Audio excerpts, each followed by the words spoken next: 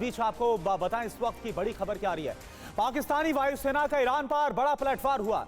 पूर्वी ईरान के सरफन में हवाई हमला हुआ है।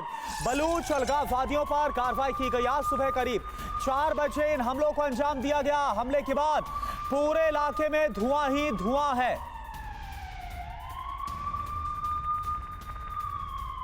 तो ये आपको बता दें कि ईरान की तरफ से जो कार्रवाई की गई पाकिस्तान के खिलाफ, इसके बाद पाकिस्तान किस तरह से आग बबूला हो गया और पाकिस्तान की वायुसेना ने ईरान पर पलटवार किया, उसकी तस्वीर आपको दिखा रहे हैं। मनीष झा इस वक्त हमारे साथ जुड़े।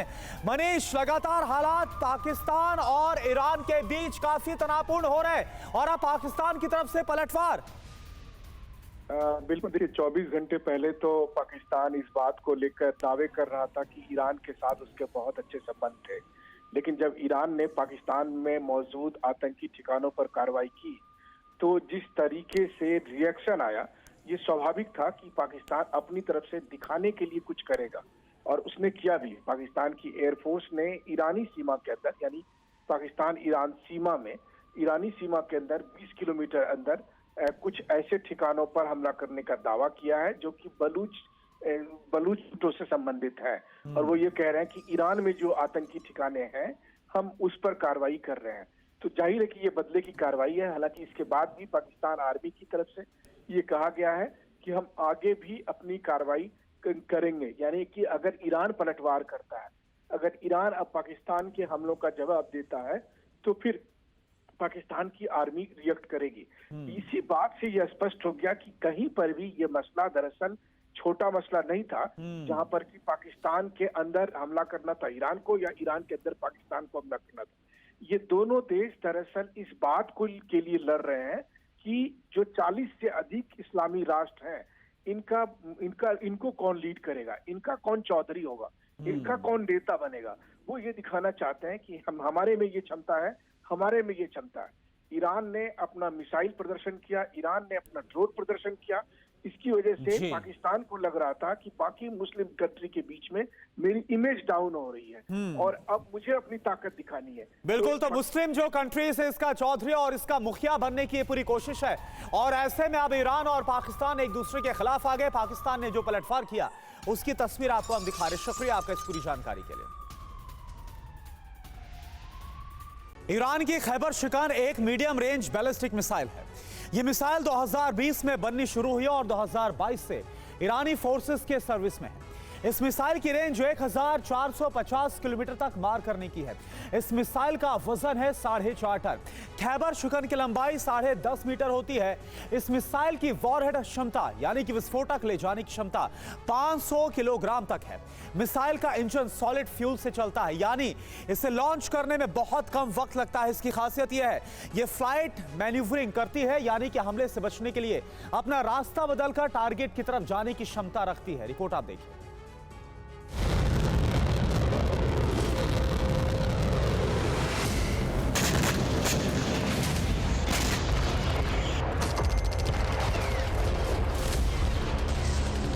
ईरान ने अमेरिकी और इजरायली ठिकानों पर हमले करके ये साबित कर दिया है कि वो अरब की सुपर पावर है और उसकी मिसाइलों की रेंज में अमेरिकी ठिकाने हैं।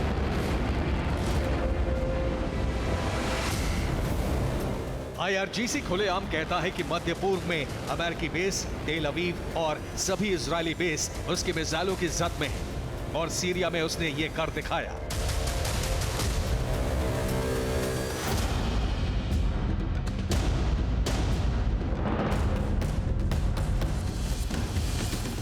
ये ईरानी मिसाइलों की ताकत का डर है कि अमेरिका ने सीरिया में अपने बेस खाली करने शुरू कर दिए हैं।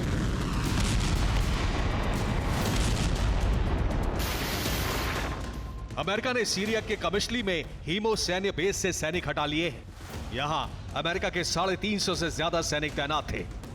यह अमेरिकी सेना के लिए अहम बेस था।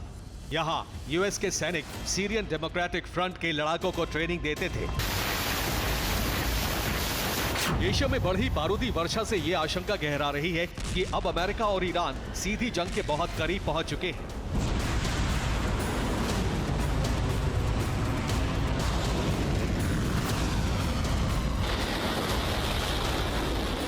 ईरान ने इजराइल और अमेरिका को बारूदी चक्रव्यूह में घेर लिया है।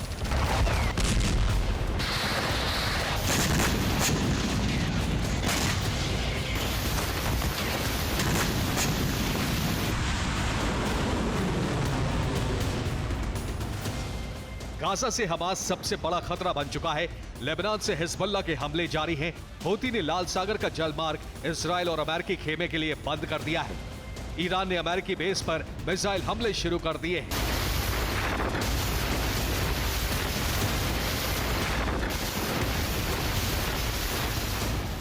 ईरान का रूस के साथ हुआ गठबंधन और रक्षा सौदा उसकी बढ़ती ताकत की वजह है। इसी ताकत के चलते ईरान ने अमेरिका से सीधी जंग छेड़ दी है।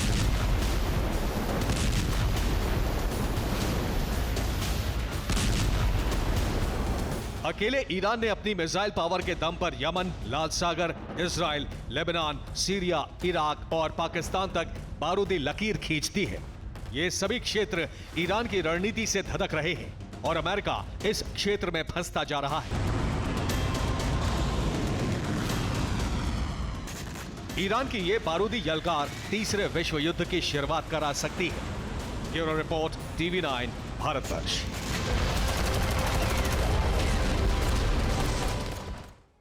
और देखिए, इस बीच बड़ी खबर आपको बताएं, पाकिस्तान में ईरान के हमले पर भारत का बयान। यह ईरान और पाकिस्तान के बीच का मामला है। मिनिस्ट्री ऑफ एक्सटर्नल अफेयर्स की तरफ से, विदेश मंत्रालय की तरफ से कहा गया, आत्मरक्षा में हुई कार्रवाइयों को समझते हैं। आतंकवाद किसी भी कीमत पर बर्दाश्त नहीं है।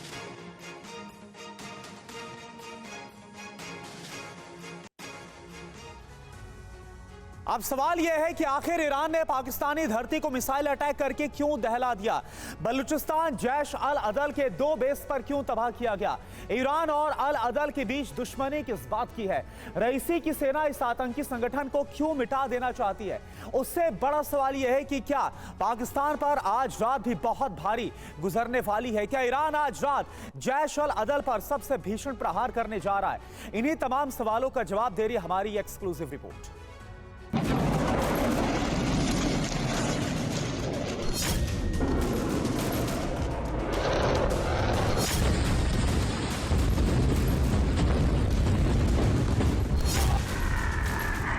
आसमान से ईरान की बैलिस्टिक मिसाइलें गिरी, एक के बाद एक ताबड़तोड़ विस्फोट हुआ और पाकिस्तान एक बार फिर दहल गया।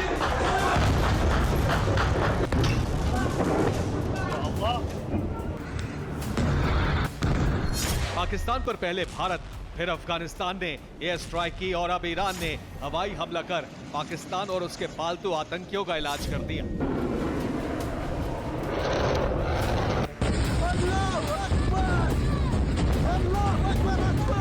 ईरानी फौज ने आसमान से विस्फोट पाकिस्तान के बलूचिस्तान में किया। साथ ही जानकारी ये मिली कि बलूचिस्तान के कोह, सब्ज और पंजगुर में भीषण हमला हुआ। ईरान ने आतंकी संगठन जैश अल अदल के 2 बेस पर आक्रमण किया है। ये दोनों बेस बलूचिस्तान के कोह, सब्ज और पंजगुर में मौजूद हैं।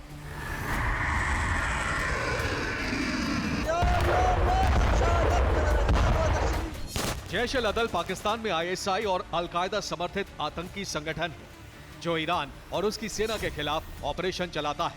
जैश अल अदल वही संगठन है जिसने कुलभूषण जाधव का अपहरण कर उन्हें पाकिस्तानी सेना को सौंपा था। ईरान में होने वाले ज्यादातर हमलों के पीछे इसी संगठन का हाथ रहता है। इसीलिए ईरान ने इस बार पाकिस्तान की धरती पर बहुत बड़ा धमाका कर दिया है।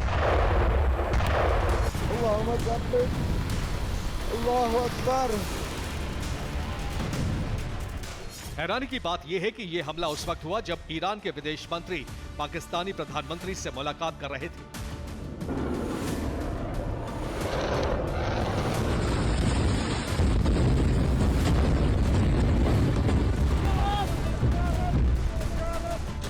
भारत के विदेश मंत्री एस जयशंकर ने ईरान के राष्ट्रपति रईसी से एक दिन पहले ही मुलाकात की है। इसी के बाद से ईरान ने पाकिस्तान पर बारूद की वर्षा कर दी।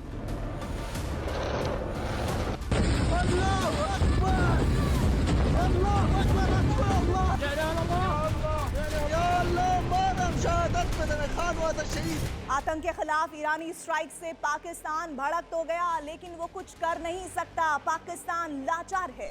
पाकिस्तान इसके खिलाफ कोई एक्शन नहीं ले सकता। उसके पास कोई चारा भी नहीं है, क्योंकि ईरान ने यह हमला आतंक और आतंकियों के खिलाफ किया है।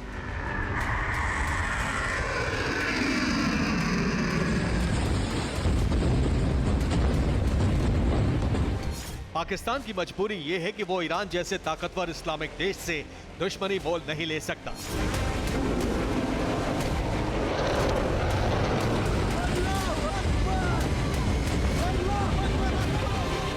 आधा मिनट पूरी खबर में सबसे पहले बात ठंड और कोहरे की करते हैं। दिल्ली एनसीआर में भीषण कोहरे का कहर देखा जा रहा है। पहाड़ों में बर्फबारी के बाद ठंड बढ़ गई है। दिल्ली में सुबह 5 बजे 7 डिग्री पारा रिकॉर्ड किया गया। कई इलाकों में विजिबिलिटी करीब 50 मीटर तक है। 22 जनवरी तक मौसम में कोई खास बदलाव नहीं होने वाला।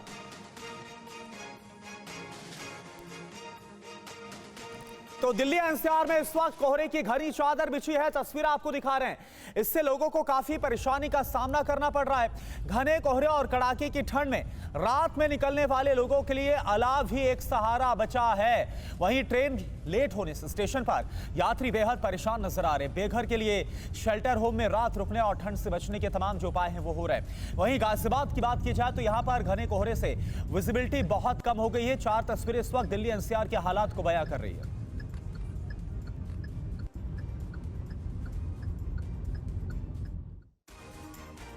तो दिल्ली एनसीआर पर ठंड का डबल अटैक जारी है। कड़ाके की ठंड से ठिठुरन बढ़ गई है। तो वहीं कोहरे ने फ्लाइट्स, ट्रेन और गाड़ियों की रफ्तार पर ब्रेक लगा दिया। उत्तर भारत में घने कोहरे ने लोगों की परेशानी बढ़ा दी है। दिल्ली एनसीआर में कोहरे की वजह से गाड़ियों, ट्रेनों और फ्लाइट्स की रफ्तार पर ब्रेक लग गया है।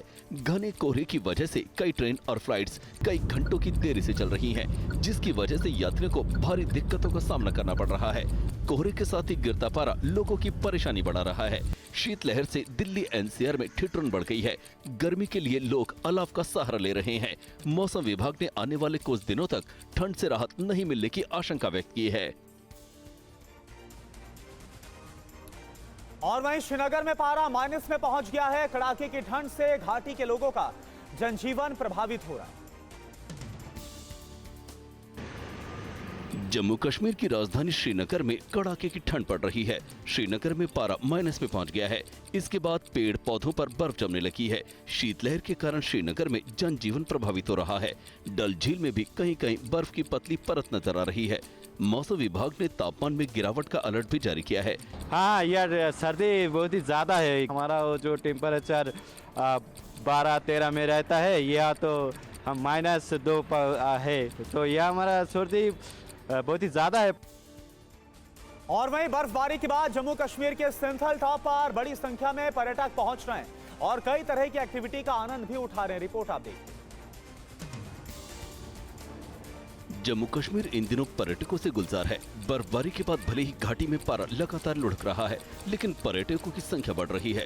किश्तवाड़ के फेमस टूरिस्ट स्पॉट में से एक सिंथल टॉप पर बड़ी संख्या में टूरिस्ट पहुंच रहे हैं। सिंथल टॉप पर चारों तरफ बर्फ की चादर बिछी हुई है, जिसमें दूर दूर से आए पर्यटक तरह तरह की एक्टिविटी का मजा लेते नजर आ रहे हैं। पूरे श्रीनगर में, पहलगांव में, गुलमर्ग में कहीं पे स्नो नहीं। सिर्फ यही स्पॉट है सिंथल टॉप, जहां आपको मस्त बर्फ मिलेगा। आपका जर्नी सक्सेसफुल होगा। और भारत ही नहीं, अमेरिका में भी मौसम की मार से लोग परेशान हैं। अमेरिका के ओरेगॉन में बर्फबारी के बाद सड़कों पर बर्फ की चादर बिछ गई और कड़ाके की ठंड से 5 लोगों की मौत हो गई। अमेरिका में बर्फीले तूफान से हालात बिगड़ने लगे हैं। ओरेगॉन के पोर्टलैंड में बर्फबारी के बाद सड़कों पर बर्फ की चादर बिछ गई है। कई इलाकों में सड़क से बर्फ को हटाने का काम जारी है। अमेरिकी मौसम विभाग ने कई दिनों तक भारी बर्फबारी का अलर्ट जारी किया है। साथ ही लोगों से यात्रा न करने की अपील की है। स्थानीय प्रशासन ने लोगों को पेड़ों और बिजली लाइनों से दूर रहने को कहा है। स्थानीय अधिकारियों के मुताबिक ओरेगॉन में इस सीजन में हाइपोथर्मिया से 5 लोगों की मौत हो गई है। खबर बिहार से, जहां पर कटिहार में ट्रेन लेट होने से गुस्साए एक यात्री ने ट्रेन के ड्राइवर को पत्थर मारकर घायल कर दिया। फ्लाइट लेट होने से पायलट को थप्पड़ मारने के मामले का मामला अभी शांत भी नहीं हुआ है कि अब बिहार में ट्रेन लेट होने पर ड्राइवर पर जानलेवा हमला किया गया है। ये मामला कटिहार के काड़ाकोला रेलवे स्टेशन का है। जब समस्तीपुर कटिहार एक्सप्रेस 1 घंटा देरी से पहुंची तो गुस्साए यात्री ने ट्रेन के ड्राइवर के सिर पर पत्थर दे मारा। पत्थर लगने से घायल हुए ड्राइवर को इलाज के लिए अस्पताल में भर्ती करवाया गया है, जबकि पुलिस ने आरोपी यात्री को हिरासत में ले लिया है और उससे पूछताछ की जा रही है। और अब बात प्राण प्रतिष्ठा की। अयोध्या में बुधवार को सरयू के तट पर लेजर शो और संध्या आरती का आयोजन किया गया और इसमें बड़ी संख्या में श्रद्धालु शामिल हुए। रामलला के प्राण प्रतिष्ठा को लेकर अयोध्या दुल्हन की तरह सज चुकी है। हर दिन सरयू तट पर होने वाले लेजर शो को देखने हजारों लोग पहुंच रहे हैं। बुधवार रात भी सरयू तट पर लेजर शो का आयोजन किया गया, जिसमें भगवान राम के जीवन के दर्शन को बताया गया। लेजर शो से पहले संध्या समय सरयू तट पर आरती की गई, जिसे देखने हजारों श्रद्धालु सरयू तट पर पहुंचे। आरती के बाद श्रद्धालु ने सरयू तट पर दीप जलाए, जिसके बाद सरयू के घाट दीपों से जगमग नजर आए। राम मंदिर प्राण प्रतिष्ठा से पहले वडोदरा में रावण दहन का कार्यक्रम किया गया। इसे देखने के लिए बड़ी संख्या में लोग इकट्ठा हुए। प्राण प्रतिष्ठा से पहले देश भर में कई तरह के कार्यक्रम हो रहे हैं। इसी कड़ी में गुजरात के वडोदरा में रावण दहन का आयोजन किया गया, जिसे देखने हजारों लोग पहुंचे। रावण दहन से पहले जमकर आतिशबाजी की गई। आयोजकों का कहना है कि प्राण प्रतिष्ठा एक खास मौका है, इसलिए पहली बार दशहरे के बाद इस तरह रावण दहन किया जा रहा है। जैसा कि आप सब जानते हैं कि पूरा देश जो है राममय हो चुका है। इसी सिलसिले में आज बड़ौदा में भी राम जी की सवारी निकली है और यहाँ पे हमने रावण दहन का कार्यक्रम किया है। मुंबई के एक मुस्लिम परिवार ने रामलला की प्राण प्रतिष्ठा को लेकर पीतल के खास सिक्के को तैयार किया, जिन्हें वो सीएम योगी को सौंपेंगे। रामलला की प्राण प्रतिष्ठा से पहले मुंबई के एक परिवार ने पीतल के खास सिक्के तैयार किए हैं, जिनकी चमक 10 सालों तक खत्म नहीं होगी। इन सिक्कों पर एक तरफ राम मंदिर की तस्वीर है तो दूसरी तरफ कमल की तस्वीर है और इस कमल की पत्तियों पर पीएम मोदी की तस्वीर बनाई गई है। इन 2500 सिक्कों को लेकर ये परिवार लखनऊ के लिए रवाना हुआ है, जहां वो इन सिक्कों को सीएम योगी को सौंपेंगे। सिक्के बनाने वाला परिवार चाहता है कि राम मंदिर प्राण प्रतिष्ठा में आने वाले मेहमानों को ये सिक्के बांटे जाएं। हरियाणा के करनाल के खुर्शीद आलम हिंदू मुस्लिम एकता के लिए अयोध्या की यात्रा पर निकले।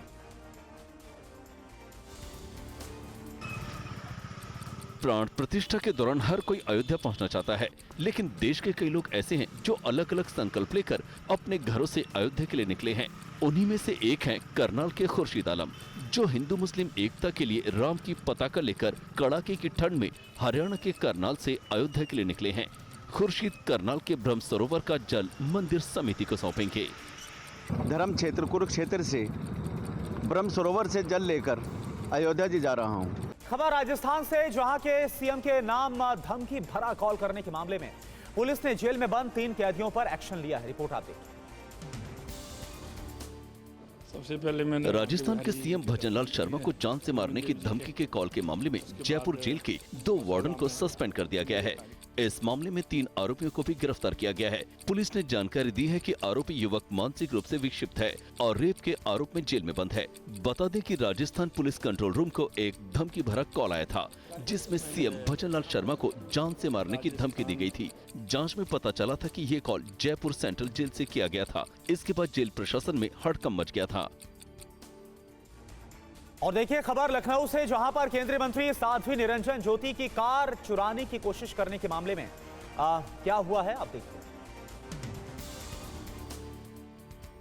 लखनऊ में केंद्रीय मंत्री निरंजन ज्योति की गाड़ी चुराने की कोशिश करने का मामला सामने आया है। निरंजन ज्योति के ड्राइवर ने पुलिस थाने में एफआईआर दर्ज करवाई है, जिसमें जानकारी दी गई है कि निरंजन ज्योति की सुरक्षा टीम उन्हें रिसीव करने एयरपोर्ट जा रही थी।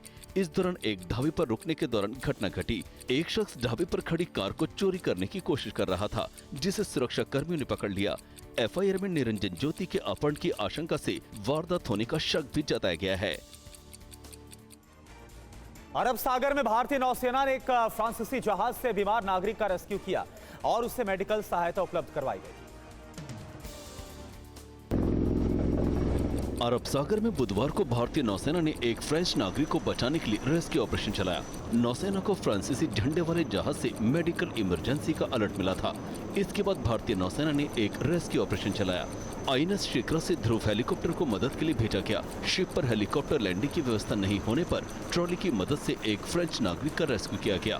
बीमार फ्रेंच नागरिक को लेकर ध्रुव हेलीकॉप्टर फिर से आईएनएस शिखरा पर लौटा, जहां उसे मेडिकल सहायता उपलब्ध करवाई गई। अयोध्या के भव्य राम मंदिर के गर्भगृह में आज विराजमान होंगी रामलला की मूर्ति। श्यामवर्ण की मूर्ति गर्भगृह में की जाएगी विराजमान। गर्भगृह में विराजमान होने से पहले रामलला की मूर्ति को कई नदियों के जल से कराया जाएगा स्नान। मूर्ति की ऊंचाई 51 इंच और वजन 200 किलोग्राम का है। राम मंदिर के गर्भगृह में विराजित होने वाली रामलला की बाल स्वरूप की मूर्ति को कर्नाटक के मूर्तिकार अरुण योगी राज ने बनाया। गर्भगृह में बने आसन में रामलला आज होंगी विराजमान। रामलला का मकराना पत्थर से बनाया गया आसन 3.4 फीट ऊंचा है। रामलला की प्राण प्रतिष्ठा कार्यक्रम के तहत आज मंदिर परिसर में तीर्थ पूजन के साथ ही जलाधिवास और गंधाधिवास भी कार्यक्रम होगा।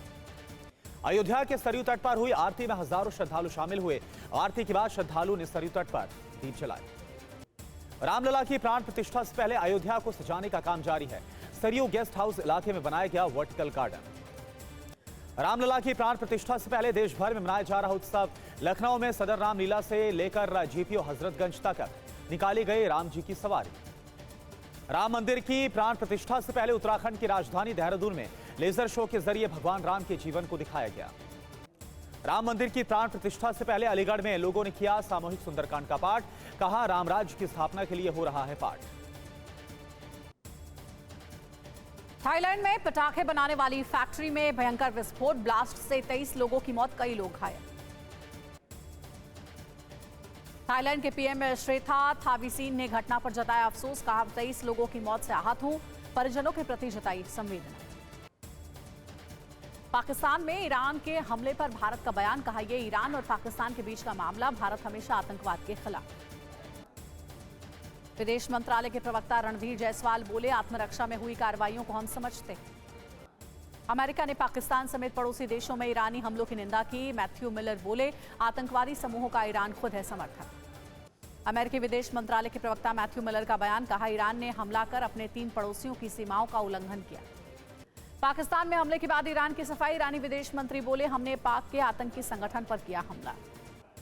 हुसैन अमीर बोले, हम राष्ट्रीय सुरक्षा से समझौता या उसके साथ नहीं कर सकते खिलवाड़। पाक की संप्रभुता का करते हैं सम्मान। ईरान से तनाव के चलते पाकिस्तान ने राजदूत को बुलाया वापस। पाक सरकार के सभी तेहरान दौरे रद्द। ईरान के हमले के बाद फैसला। सूत्रों के मुताबिक ईरान पर जवाबी हमलों की तैयारी में पाकिस्तान।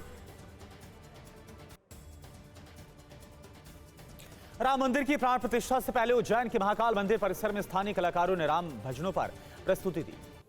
अयोध्या में राम मंदिर की प्राण प्रतिष्ठा से पहले गुजरात के वडोदरा में लोगों ने रावण दहन किया। रावण दहन के बाद आतिशबाजी। यूपी के रामपुर में रजा लाइब्रेरी ने भगवान राम पर पेंटिंग प्रदर्शनी का किया आयोजन। प्रदर्शनी में उर्दू, फारसी और संस्कृत में लिखी रामायण को प्रदर्शित किया गया। अयोध्या में प्राण प्रतिष्ठा से पहले सुरक्षा चाक चौबंद। सरयू नदी पर फ्लोटिंग पुलिस बूथ किया गया स्थापित। यूपी के उन्नाव में स्कूली बच्चों ने हुबहू बनाया राम मंदिर का मॉडल। बच्चों ने पूजा अर्चना के बाद सिटी मजिस्ट्रेट को सौंपा मंदिर का मॉडल। राम मंदिर की प्राण प्रतिष्ठा से पहले गुजरात के बनासकांठा में छात्रों ने भगवान राम के लिए मानव श्रृंखला बनाई। कांग्रेस नेता प्रमोद कृष्णम को मिला राम मंदिर की प्राण प्रतिष्ठा का न्योता। कहा, राम मंदिर का निमंत्रण ठुकराने वाले दुर्भाग्यशाली। यूपी के 6 जिलों से अयोध्या धाम के लिए हेलीकॉप्टर सेवा। हेलीकॉप्टर से अयोध्या धाम के दर्शन कराएगी योगी सरकार। प्राण प्रतिष्ठा कार्यक्रम के निमंत्रण पर बोले सीएम अरविंद केजरीवाल। कहा, अभी तक नहीं मिला निमंत्रण। 22 के बाद माता पिता को साथ लेकर दर्शन करूंगा। राम मंदिर के प्रसाद की ऑनलाइन बिक्री मामले में एक्शन में है सरकार। अमेजन समेत ई कॉमर्स प्लेटफॉर्म पर जवाब मांगेगा आईटी मंत्रालय। ऑनलाइन प्रसाद बिक्री मामले में उपभोक्ता मामलों के मंत्रालय से चर्चा के बाद ई कॉमर्स प्लेटफॉर्म्स पर एक्शन ले सकता है आईटी मंत्रालय। प्राण प्रतिष्ठा कार्यक्रम को लेकर कांग्रेस ने बीजेपी पर साधा निशाना। कहा, 22 जनवरी का कार्यक्रम बीजेपी और आरएसएस का राजनीतिक प्रोजेक्ट। जयराम रमेश ने कहा कि प्राण प्रतिष्ठा के जरिए भगवान राम का राजनीतिकरण कर रही है बीजेपी। देश में सबके पास है मंदिर। चीन ने अंतरिक्ष स्टेशन में यात्रियों के लिए भेजा तियानझोउ 7 कार्गो जहाज। यान में 260 से ज्यादा भेजी गई वस्तुएं। अंतरिक्ष स्टेशन से जुड़ा चीन का तियानझोउ 7 कार्गो जहाज स्टेशन पर मौजूद शेनझोउ 17 के सदस्य कार्गो से ट्रांसफर करेंगे सामान। हूती विद्रोहियों पर अमेरिका का एक्शन। यूएस ने दोबारा वैश्विक आतंकवादी संगठन की लिस्ट में डाला। हमलों के चलते लगाया प्रतिबंध। पाकिस्तान के ओकारा के मरियम नवाज की रैली में पीएमएलएन का झंडा फाड़ने पर एक्शन। एक शख्स गिरफ्तार। आरोपियों ने झंडा फाड़ने का वीडियो बनाकर सोशल मीडिया पर वायरल किया। स्पेन में वार्षिक उत्सव के दौरान घोड़ों को धधकती आग में कूदाने का वीडियो। स्पेन में सैकड़ों साल पुरानी परंपरा। एंटनी ब्लिंकन ने की पीएम मोदी की तारीफ। का मोदी सरकार की नीतियों से जनता को फायदा। भारत की सफलता असाधारण गाथा। अमेरिका में बर्फीले तूफान का कहर। ज्यादातर शहरों में बर्फीली बारिश। कई शहरों में तापमान 0 से नीचे। ऑरेगन के पोर्टलैंड में रिकॉर्ड बर्फबारी। सड़कों पर चारों तरफ लगा बर्फ का अंबार। हिमपात से रुकी ट्रैफिक की रफ्तार। पीएम मोदी आज विकसित भारत संकल्प यात्रा के लाभार्थियों से बात करेंगे। दोपहर 12:30 बजे वीडियो कॉन्फ्रेंसिंग के जरिए करेंगे संवाद। कार्यक्रम में विकसित भारत संकल्प यात्रा के लाभार्थियों के साथ केंद्रीय मंत्री, सांसद, विधायक और स्थानीय प्रतिनिधि इसमें शामिल होंगे। कल महाराष्ट्र के सोलापुर जाएंगे पीएम मोदी। प्रधानमंत्री आवास योजना के तहत बनाए गए 90,000 घरों को लाभार्थियों को करेंगे समर्पित। आज असम और मेघालय के 3 दिन के दौरे पर जाएंगे गृहमंत्री अमित शाह। सशस्त्र सीमा बल के 61वें स्थापना दिवस समारोह में शामिल होंगे।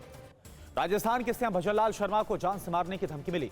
जयपुर सेंट्रल जेल में बंद कैदी ने फोन पर धमकी दी। सीएम भजनलाल शर्मा को धमकी के मामले में बड़ी कार्रवाई। जयपुर सेंट्रल जेल के 2 वार्डन किए गए सस्पेंड। सीएम भजनलाल शर्मा को धमकी देने के मामले में 3 आरोपी गिरफ्तार। पॉक्सो एक्ट में बंद कैदी ने साथी कैदी से फोन लेकर धमकी दी थी। चंडीगढ़ मेयर चुनाव के लिए आज होगा मतदान। मेयर पद के लिए इंडिया गठबंधन उम्मीदवार कुलदीप टीटा और बीजेपी के मनोज सोनकर के बीच मुकाबला है। ईरान के रेवोल्यूशनरी गार्ड्स के एक अधिकारी की गोली मारकर हत्या। बलूचिस्तान में जैश अल अदल के आतंकियों ने घटना को अंजाम दिया। इजरायल के नेटिवोट में हमास ने दागे 25 रॉकेट। इजरायली सेना का दावा, रॉकेट लॉन्चर्स को नष्ट किया। फिलिस्तीनी स्वास्थ्य मंत्रालय का दावा, गाजा युद्ध में अब तक 24,000 से ज्यादा लोगों की मौत, वहीं 61,000 से ज्यादा घायल। खान यूनिस में आईडीएफ की स्ट्राइक। हमले में हमास के 12 ठिकाने ध्वस्त। हमले को लेकर खान यूनिस में अलर्ट सायरन। दक्षिणी लेबनान के वादी सलूकी इलाके में आईडीएफ का हमला। दर्जनों ठिकानों को बनाया निशाना। हमले में हिजबुल्लाह के ठिकाने तबाह। आईडीएफ और शिन बेट का ज्वाइंट ऑपरेशन। गाजा में हमास कमांडर की कार पर किया हमला। अटैक में हमास कमांडर की मौत। यमन पर अमेरिका ने दागी 4 एंटीशिप बैलिस्टिक मिसाइलें। हमले में हूती के लॉन्च साइट तबाह करने का दावा। हूती ने 2 देशों के जहाजों पर किया हमला। मिसाइल हमले में शिप के कई हिस्से को नुकसान। ग्रीस का शिप वियतनाम से जा रहा था इजराइल। ईरान ने बढ़ाई मिसाइलों की मारक क्षमता। ईरानी मिसाइलों ने अपने टारगेट को हिट किया। ईरान ने जारी किया वीडियो। खान यूनिस के नावसामी स्ट्रीट में आईडीएफ का एक्शन। हमले में कई घर तबाह। आईडीएफ के एक्शन से इलाके में दहशत। याहिया सिनवार के गढ़ खान यूनिस में आईडीएफ का जबरदस्त एक्शन। कई इलाकों में किया हमले। आईडीएफ के अटैक में भारी नुकसान।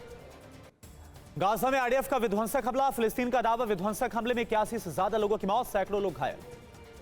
वेस्ट बैंक के तुलकम और नेबलस में आईडीएफ का बुलडोजर एक्शन। शिविर कैंप पर इजरायल ने चलाया बुलडोजर।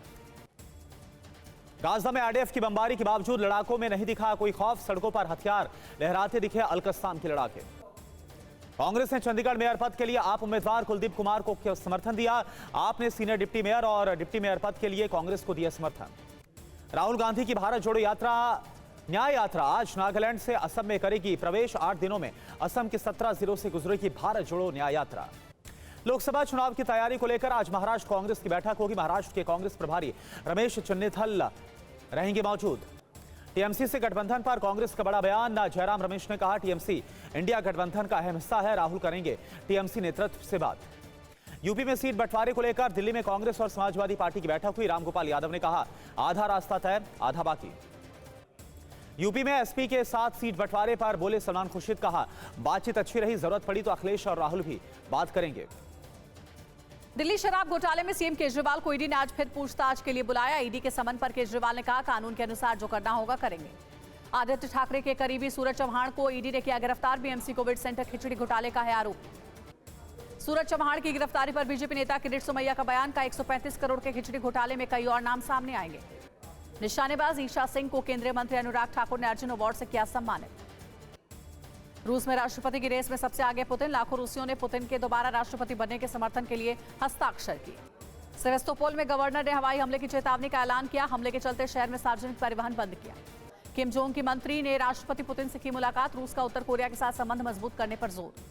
रोस्तोव में यूक्रेन का ड्रोन हमले का दावा। यूक्रेनी हमले में रूसी शेख्टी पॉलिस्ट्रीयर प्लांट ध्वस्त। यूक्रेन के निशाने रूस के दर्जनों शहर। सूत्रों के मुताबिक वोरोनिश में रूसी एयरबेस पर यूक्रेन ने किया ड्रोन हमला। लुहांस्क में रूसी टैंक पर यूक्रेन की बारूदी बौछार। यूक्रेन ने रूसी T-72 टैंक को किया ध्वस्त। हमले में धुआं हुआ टैंक। जंगी मैदान में अमेरिकी ब्रैडली का एक्शन। यूक्रेनी ब्रैडली IFV ने 25 mm बुशमास्टर से रूसी BMP-2 को ध्वस्त किया। बाखमुट में रूसी ब्रिगेड का भीषण प्रहार। यूक्रेनी ठिकानों पर गोले बरसाए। हमले में यूक्रेनी ठिकाना ध्वस्त हो गया। जंग में रूसी हमले को नाकाम करने का वीडियो सामने आया। FPV ड्रोन से टैंक को ध्वस्त किया गया। हमले में तबाह हो गया टैंक। जंग में रूस से टक्कर के लिए यूक्रेन की तैयारी। यूक्रेन की 56वीं मोटराइज्ड ब्रिगेड ने BTR-4 के साथ युद्ध में ट्रेनिंग ली है। रूसी सेना ने यूक्रेनी ठिकानों को निशाना बनाया। ड्रोन से हमला किया। हमले के बाद यूक्रेनी इलाके में भारी तबाही।